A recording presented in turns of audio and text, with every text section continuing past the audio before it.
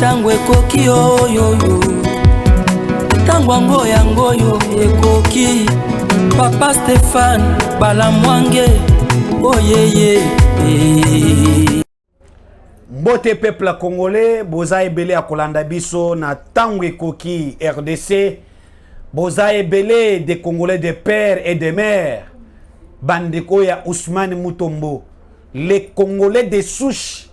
Les Congolais oyo ngai Ousmane Mutombo à l'habitude du peuple na yaka pona ko communiquer envers bango.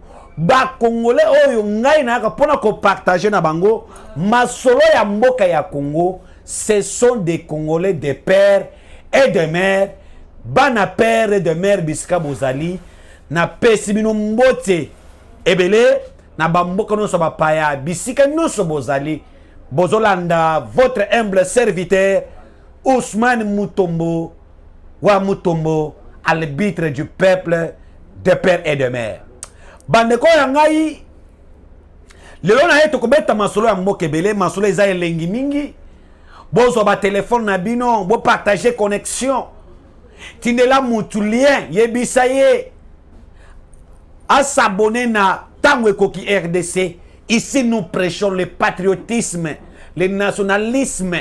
Ici, nous soutenons les actions du chef de l'État.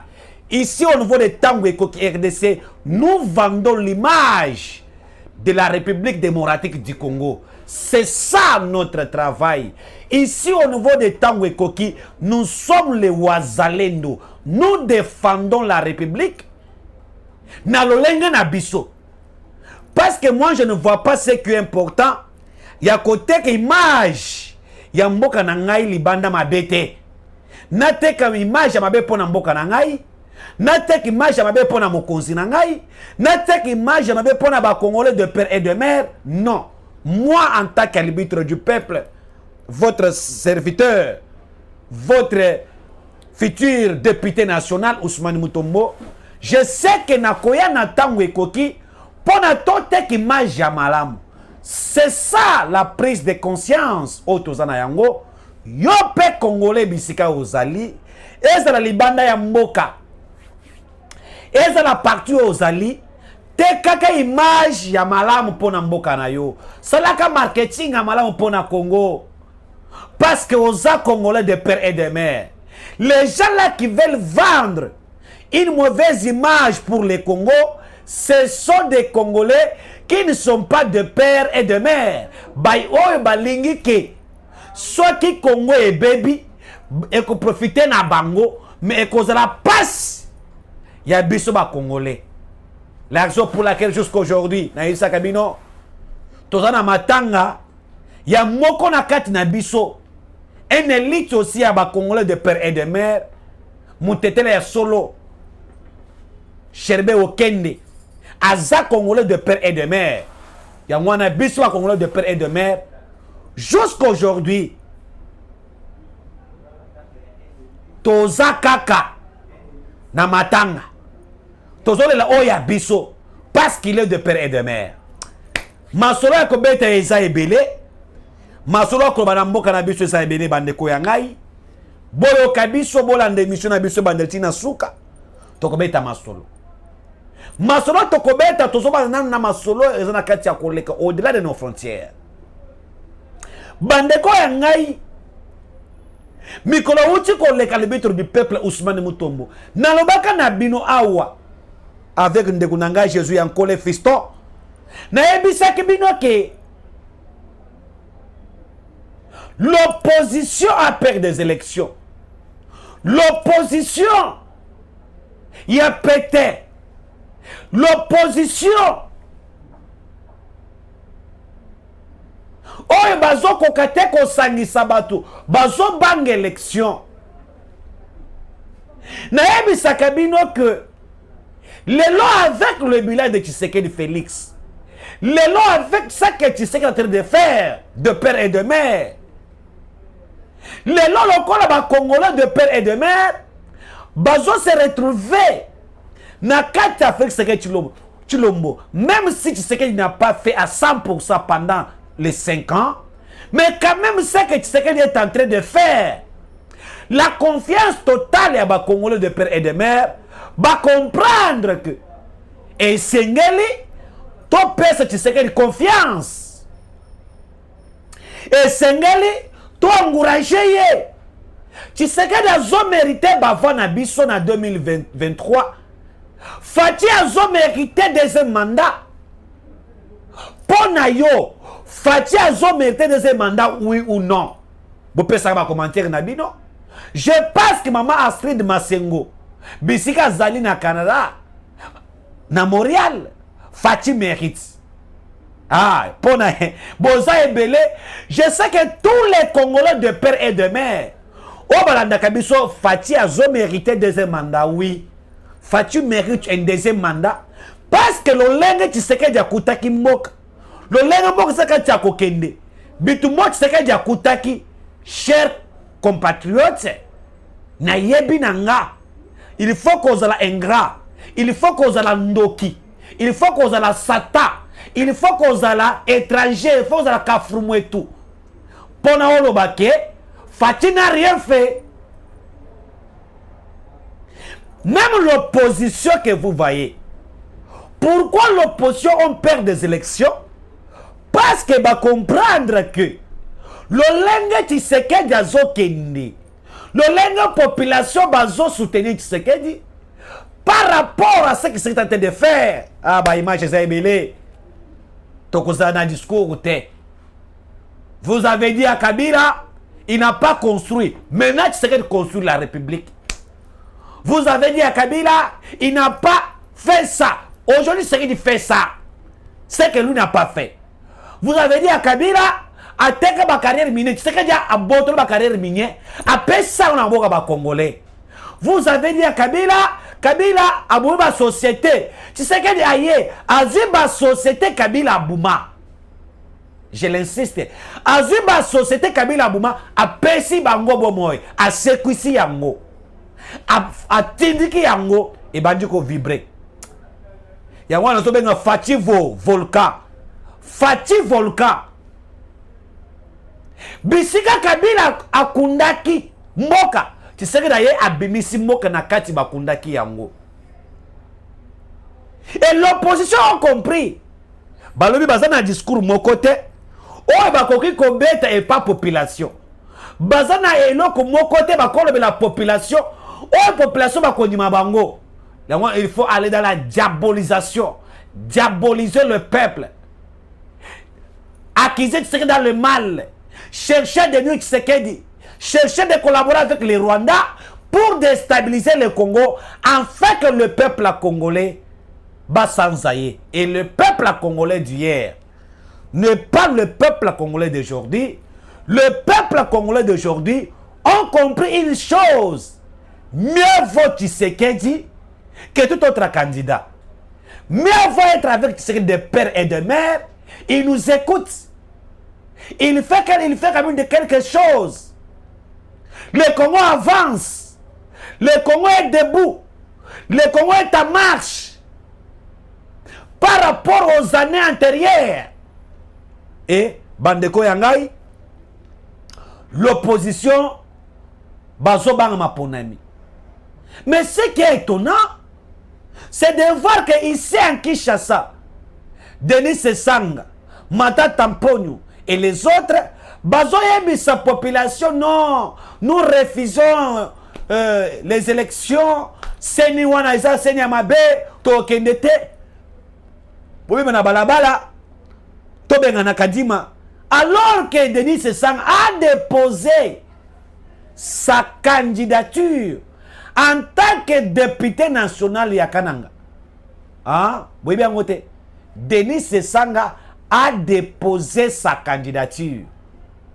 Matata Mpogno na Kindu, il a déposé sa candidature comme député national. Mais quand ces gens-là viennent ici à Kinshasa, ils nous embrouillent.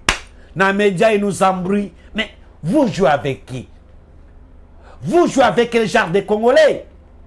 Vous manipulez qui? Aujourd'hui, l'opposition fait manipuler la population. Une opposition qui est en perte de vitesse. Opposition, il y a pété. Il y a cinglé pété. opposition moko boye lemba opposition ezanga argument bakimi na bango élection te baza na kati ya élection alors ils veulent embrayer notre peuple que non on ne fait plus des élections et Tshisekedi accusé dans tout ce qu'ils peuvent accuser bazo kena koluka dialogue libanda l'opposition cherche le dialogue. Écoutez, je vous amène quelque part, vous devez comprendre. En 2006, il y a eu l'organisation des élections. Et les Kinengelekaki.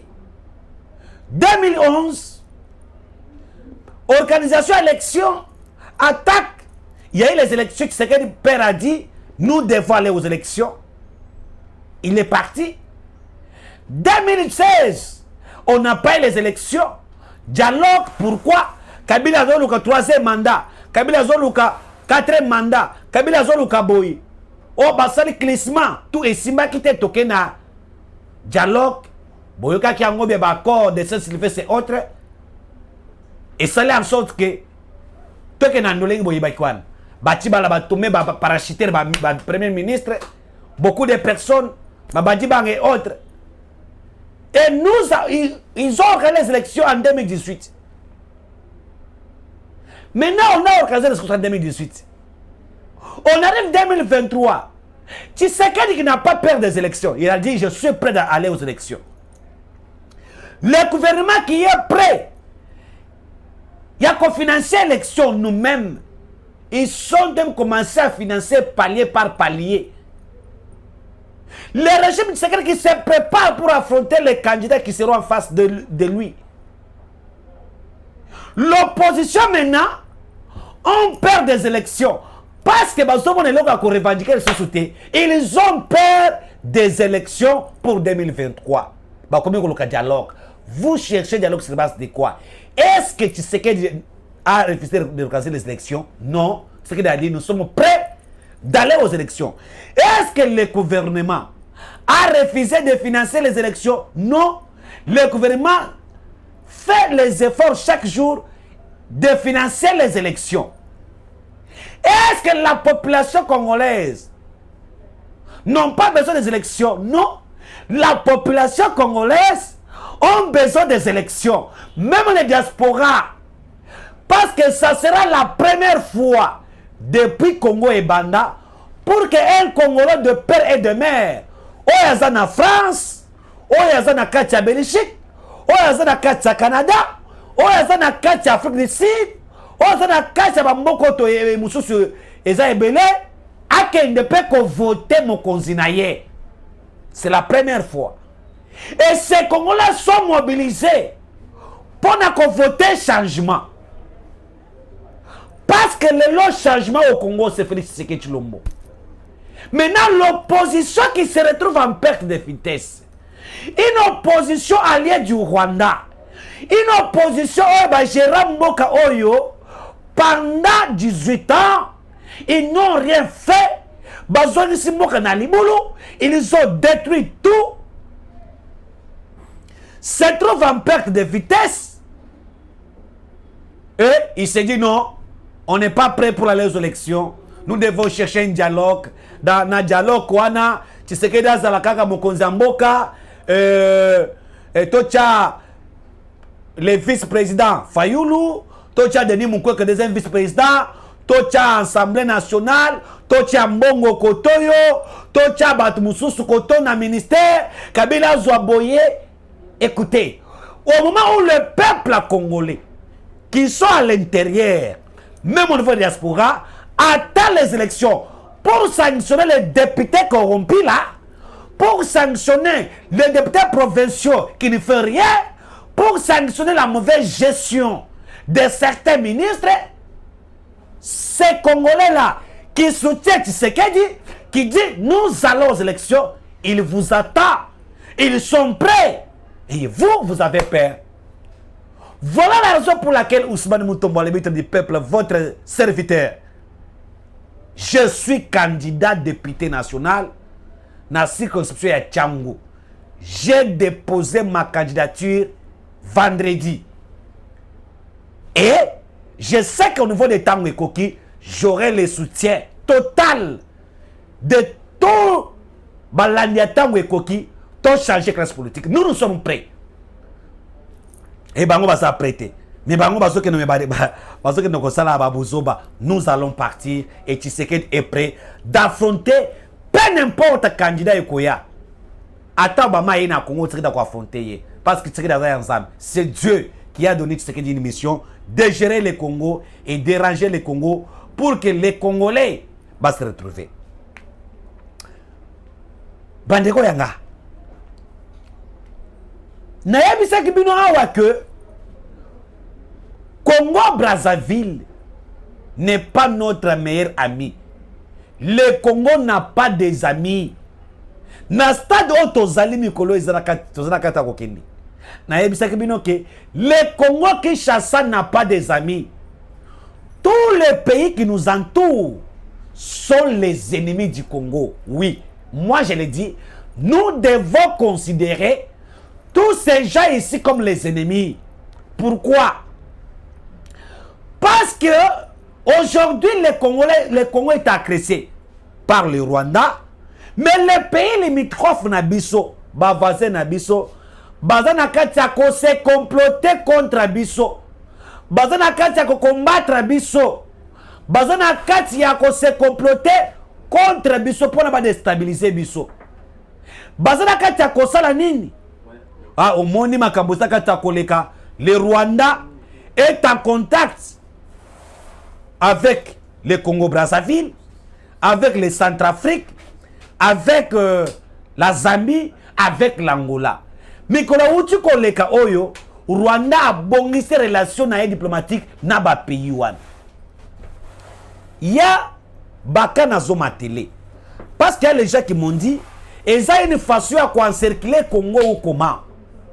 De d'autres façons, on dit, on est en train de nous encercler, mais ils encerclent les esprits. Félix Tshisekedi Mukishimu-Jani, c'est les esprits de Kimbangu qui vont se débarrasser de tout le monde. Et je vous dis ce qui se passe. À Centrafrique, ce sont les militaires rwandais qui protègent le président Tange Kwadera. Et na Kata Centrafrique, aujourd'hui les Rwandais font loi au niveau de Centrafrique. Le Centrafrique est une frontière du Congo-Kinshasa. Bola Nangana Bokibi. Hier, on a vu le Rwanda ranger ses relations avec l'Angola. L'Angola qui est aussi frontière voisin à Congo. De l'autre côté, avec la Tanzanie et la Zambie.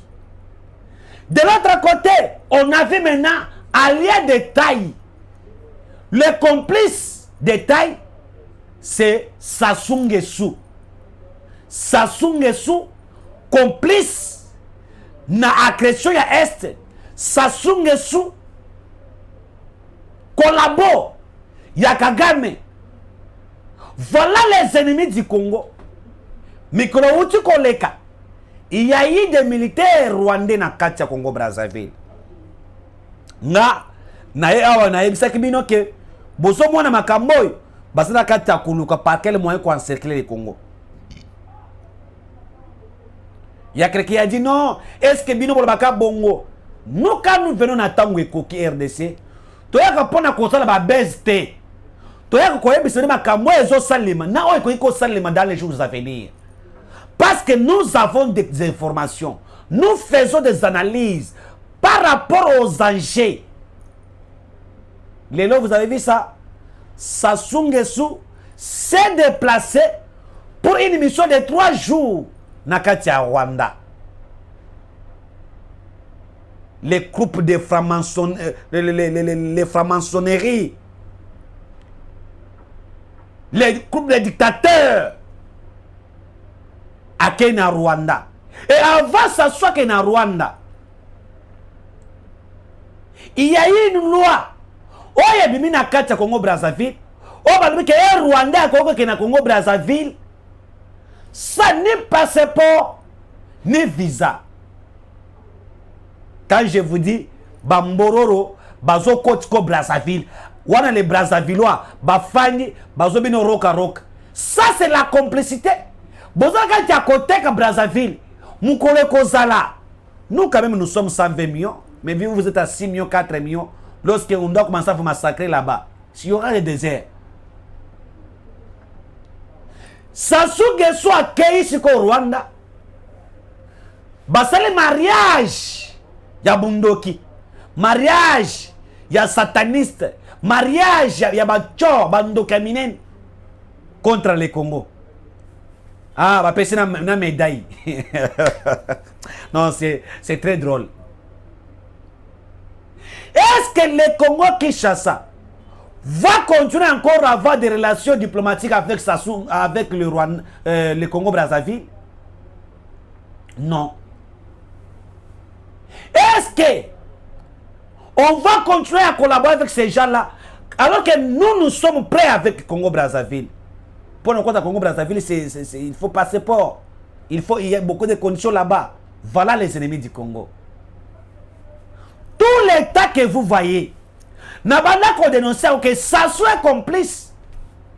Attends, quand on a un coup d'État contre ce qui a été na Brazzaville, a été préparé na Brazzaville. Et voilà aujourd'hui, vérité comme une bima. Oh, et Batamaki na se bimina, et bimina poissa. Bassine Bakor. Mais ce que moi j'aime, c'est parce que les Congolais, ils m'ont dit de dire que Mokonza Mboka, et c'est le temps quand la frontière na biso na bamboko bazana complicité na banguna. Parce que si aujourd'hui tu as une frontière na Congo Brazzaville, qu'est-ce que nous gagnons, nous perdons? Et donc on est où na Congo Brazzaville pour aller na Congo et le côté. Au contraire, aller na beach wana bokumona biloko zo traverser awa. Et zo ke na Congo Brazzaville, même papier hygiénique oyo, ya biso awa ke na Congo Brazzaville. Même papier mouchoir, je sais que même Rabi, les grands caméramans a contredire ngaité. Même papier mouchoir et où t'as que Congo Brazzaville. Qu'est-ce que le Congo Brazzaville nous amène ici? Rien. Sauf que côté ya ba Congo wana, banguba na biso, ba madeso, ba ekota Congo Brazzaville. On n'a rien à perdre. L'ami de mon ennemi, l'ami de mon ennemi, a zappé ennemi nangai. Le col Sassou Nguesso devient l'ami proche. Mariage scellé. Ya Bundoki, ya franc-maçonnerie, ya Kindoki Amunene contre le Congo et Sassou Nguesso et les Brazzavillois. Nous devons les considérer le col ennemi à Congo. Vous ne me verrez jamais Ngana que Congo Brazzaville qui ne logani. Qui ne logani ngayo na que logani. Voilà aussi là où j'aime Fati. Parce que l'avion rwandais, c'est qu'avion Bakatari, oyo mbongo oyo ndok oya Zouaki Kagame et Kangé na motema parce que boyebaki bien que Rwandais et comment qui déjà paye na mboka na biso bango sala ba course nango Congo, Rwanda, Goma autres ba chaki ka chira na bango na Goma. Et les Congolais se posaient beaucoup de questions comment quartier a une société étrangère ba chango quartier chira na bango na Goma.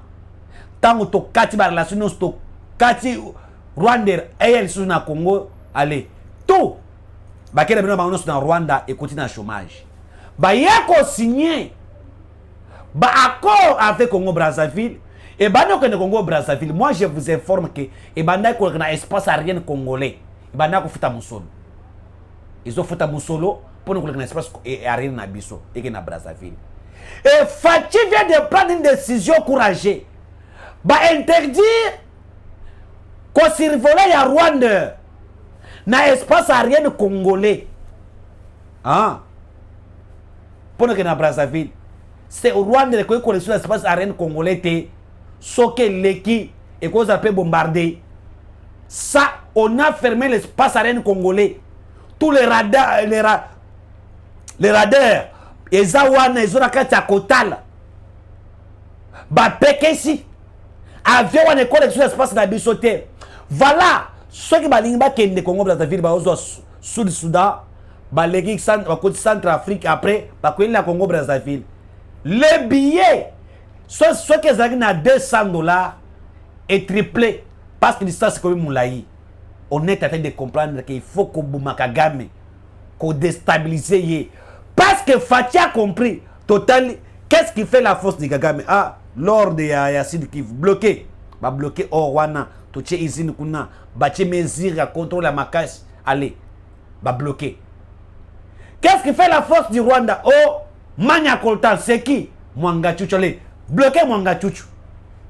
Bloqué Makamwa Koltan. Le Rwanda nulle part. Et on a compris Rwanda Zela c'est moindre chose to becha mpanzi wana. Fachi bravo Fachi. Maintenant il faut que dans tous les pays limitrophes Nabiso, les enfants de 18 ans, je te dis, 20 ans, 25 ans, les commandos bien formés, petit wana bazapre, tozo 9 000, 13 000, 13 000 dans chaque frontière avec le pays voisin Nabiso. On va complice, ce qui bombe kokomisa ba pays nabino base arrière il y a Rwanda. Nous allons répondre. Je vous dis nous allons répondre. Les Congolais sont prêts. Ce militaire que vous avez vu là, non, baza prêt à répondre Black T. Et nous devons être très vigilants. Il est temps que les Congolais se mettent ensemble parce que le plan de l'Occident, voilà comment Emmanuel Macron et ABC Sassou, vous devez être alliés. Makassia Kagame, vous devez lui aider pour déstabiliser les Congo. Voilà la raison pour laquelle le Rwanda, l'Occident ne veulent pas que les élections se mettent en boka na bisote. Parce que ce que l'élection est salémine en boka oyo, je vous assure, les Congolais de père et de mère fin la guerre de l'Est. Kagame Kolimo, je vous dis, et le plan de l'Occident dans le Congo est qu'on nulle part. Et voilà l'Occident on cherche de tous les moyens de créer un dialogue. Lorsqu'on va créer un dialogue, les M23 seront aussi invités. Selon Ambongo, nous devons aussi inviter les M23. On n'a pas besoin de dialoguer. Nous devons aller aux élections. Le chef de l'État, Félix Tshisekedi Tshilombo, n'a pas l'erreur de ne pas organiser les élections. Même si on doit appliquer l'article 70 et autres qui restent en place. Mais ceux qui me conzambo bien, ceux qui ont organisé l'élection, le peuple congolais a confiance dans yoté. Il faut organiser les élections. Et vous allez gagner cette élection-là à 90%. Parce que les Congolais croient en vous. Et le plan de l'Occident est dévoilé. L'Occident est en perte de vitesse. Bandeko Yangai. Et je suis sûr qu'à partir de l'élo, Congolais Bakoyo Kabiso et le président de la République a censé à cause de la décision Mokoya Makasi. Il faut permettre que complice ya Congo Bakoye. Là, na beteka makambo na Congo Brazzaville boyeba kango très bien. Chers compatriotes, dossier Cheribe Okende et Indi angaye. Dossier Cheribe Okende ça kati ko Inda. Ba révélation chaque jour. Je vous informe que la femme de Cheribe Okende a été invitée na TGI pour na bayo kaye. Bayo kaye pas juge. Parce qu'il y a personne de hasard en tant que femme. Elle est la conseillère. Il y a Yambo. Yambo bale na ye. Et Sengelaki bayo kaye ba comprendre nini yé pas kotalisa TGI. Mais du fait que Azalaki na Katia Matanga, TGI, le juge, s'est déplacé vers chez lui à la maison pour Nakoyo Kaye.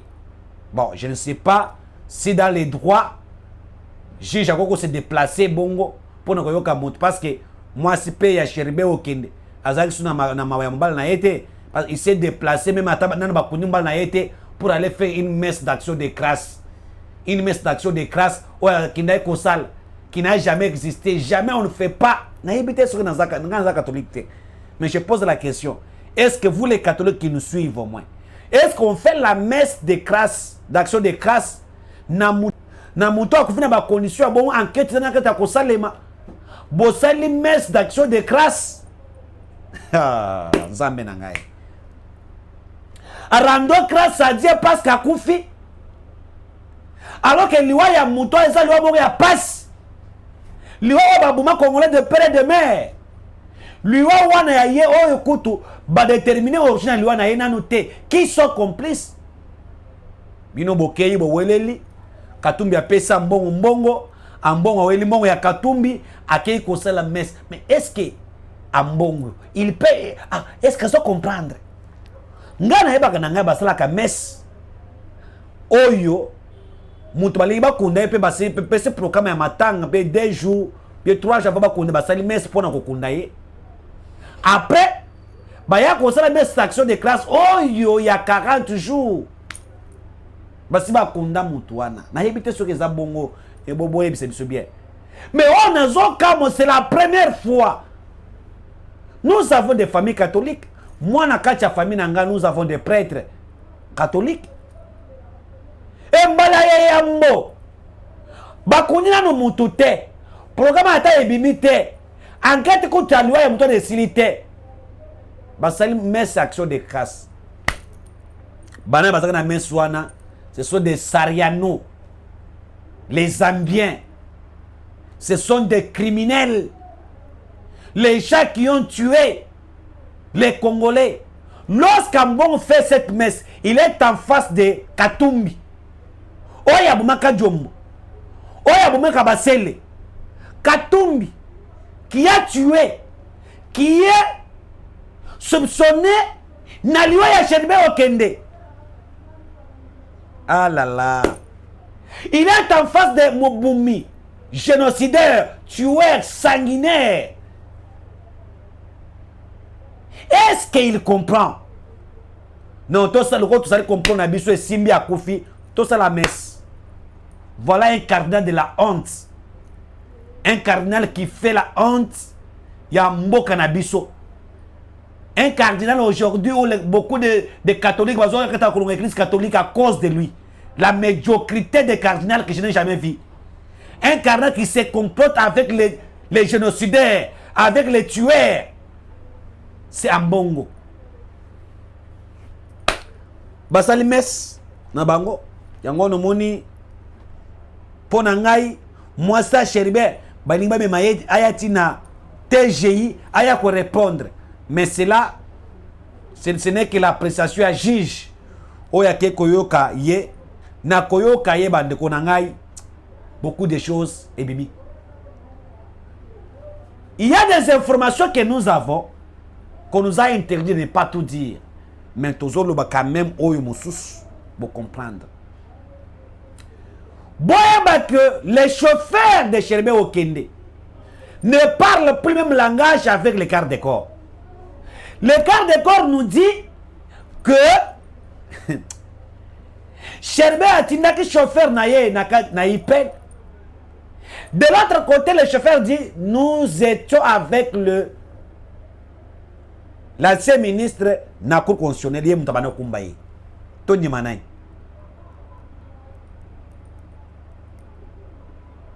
Le chauffeur lui dit que akendaki na ipen te. Ils étaient ensemble. Hey, Bobeti Mabé. De l'autre côté, le quart de corps dit chauffeur a qui peine. Mais Bayaba qui était que montre Cheribe Okende. Ils ont qui connecté na téléphone à iPhone. Ils ont pu connecter na mutuka parce que mutuka ya Sherbe wana eza na ba caméra ya mike et filmer nyonso bazui téléphone bakeye na yango mais batiki montre connecté na mutuka na téléphone. Ah bon, la raison pour laquelle il y a des gens qui ont dit que quelques jours après sa mort, mais il était toujours en ligne.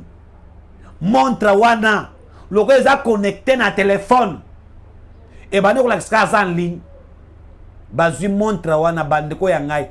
Bato ba bomi Sherbe bazai calculer les images sortent. Oh là là. Même la communication na bango. Tout ce qu'ils ont fait, qu'on communiqué là, ont été enregistrés. Ce que ba pesibino awa et ça passe. La raison pour laquelle on moni lelo,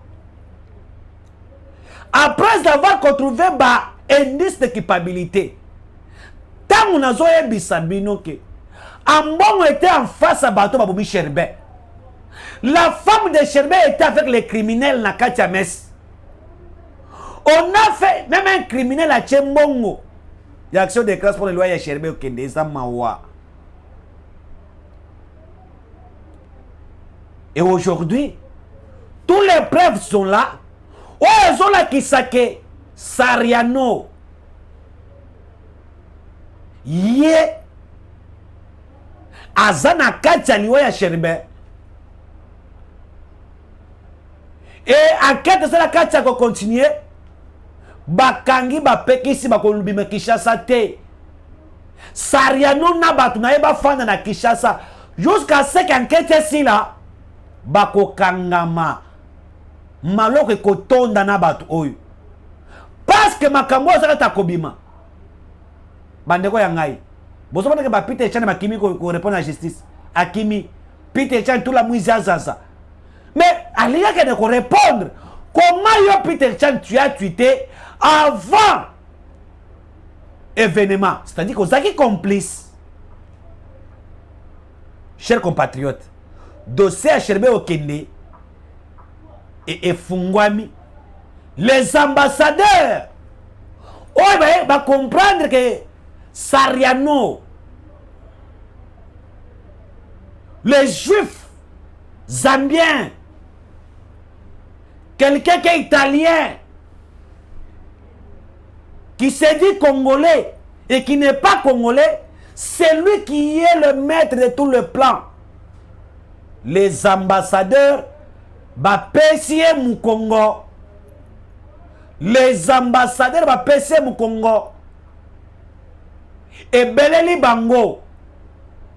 Pantalon ya Katumbi Peli Moto. Azoka te kofanda na kitite. Parce que va comprendre que vraiment Boumiye wana. Pourquoi vous avez tué Sherbe Okende? Pourquoi vous voulez utiliser les corps de Sherbe Okende, le corps de marchandise, le cahier de charges politiques dans l'ambassade? Vous voulez entrer au pouvoir en tuant les gens? Tshisekedi Félix est au pouvoir na Kubumabatute.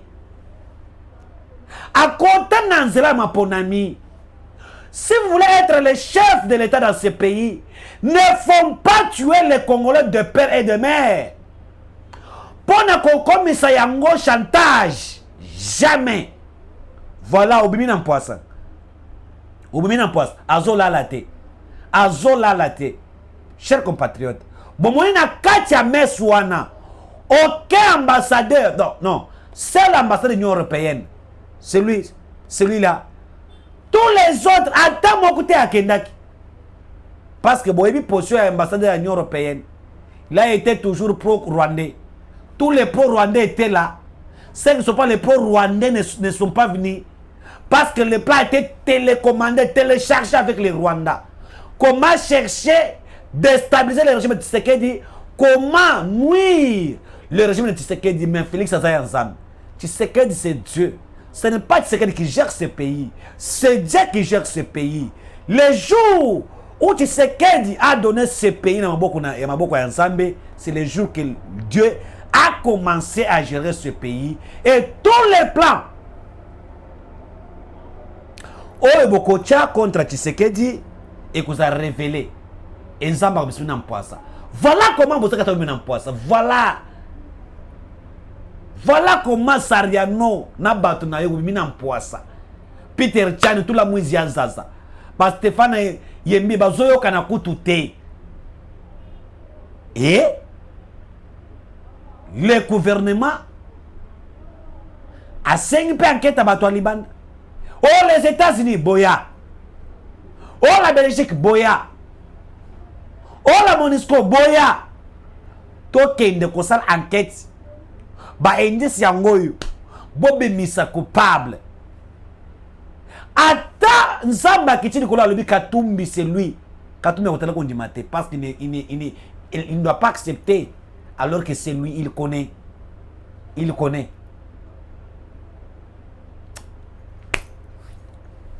Chers compatriotes, l'Iwaya Cherbe Okende et Kokena Batwe Belé et nous, tout ça, Katia Kolande l'Antolobi, vous avez tué un Congolais de père et de mère.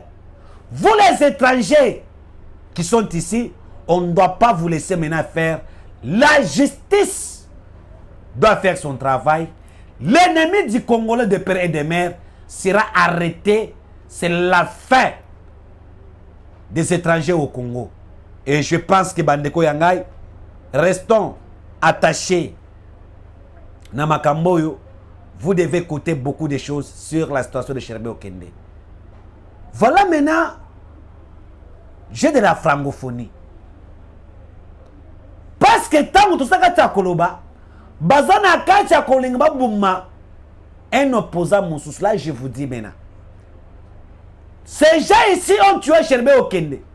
Ils s'attendaient à un soulèvement populaire qui allait mettre à mal les gens de la francophonie, qui allait mettre à mal encore le régime de Tshisekedi. Ba bete yango mabe, population va comprendre, ba sundoli bango. Quand je vous parle, il y a un plan préparé pour un politicien les sous le prix pour il y a Kinshasa les sous. On prépare encore un coup sur un politicien ça, il y a opposition. Il veut les tuer, l'assassiner aussi. Ndeng Basali Cherbe Okende. Oh, il y a qu'on soulever sur le peuple congolais. Retenez ce que je vous dis aujourd'hui. Et ton seigneur n'a pas service de renseignement. Ton seigneur n'a pas service de sécurité. Bon sécurité, Batouana. Bah, éviter. Ils ont déjà ciblé quelqu'un. Au besoin de parquet, moi, bah, éliminer. Pour acquérir encore le régime de Tshisekedi. Pour soulever les gens qui chassent ça. Ça, tout ce que tu as ango, tu as Sibino.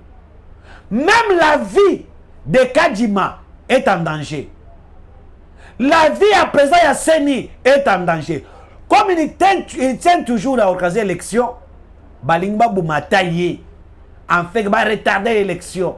Mais nous dénonçons ça et nous demandons aux services habilités de prendre des mesures pour protéger ces gens ici.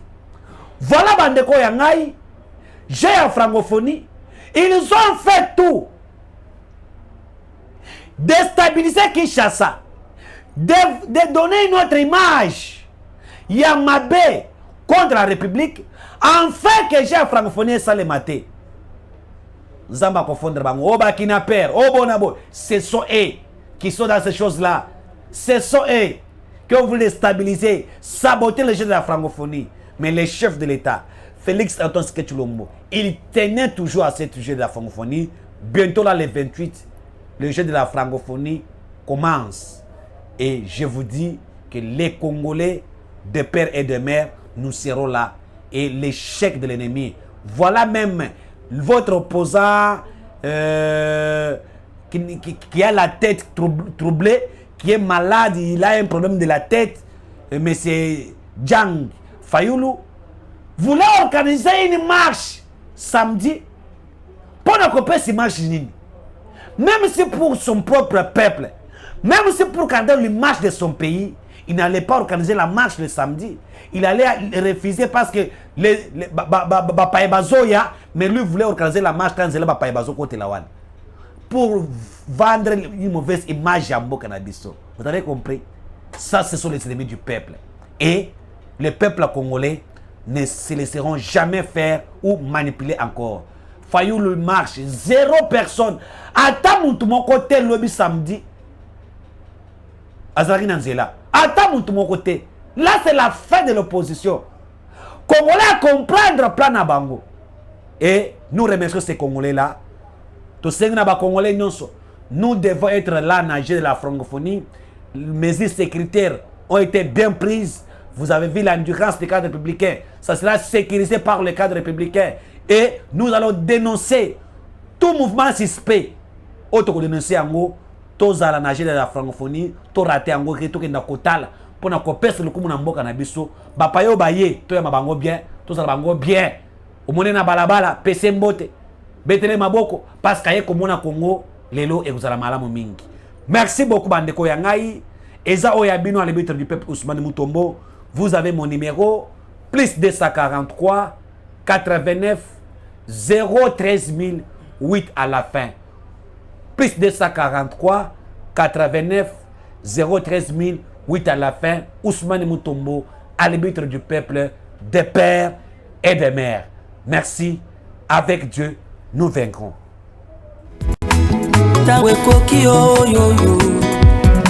Tangwango yangoyo ekoki Papa Stéphane Balamwange. Oh yeah yeah.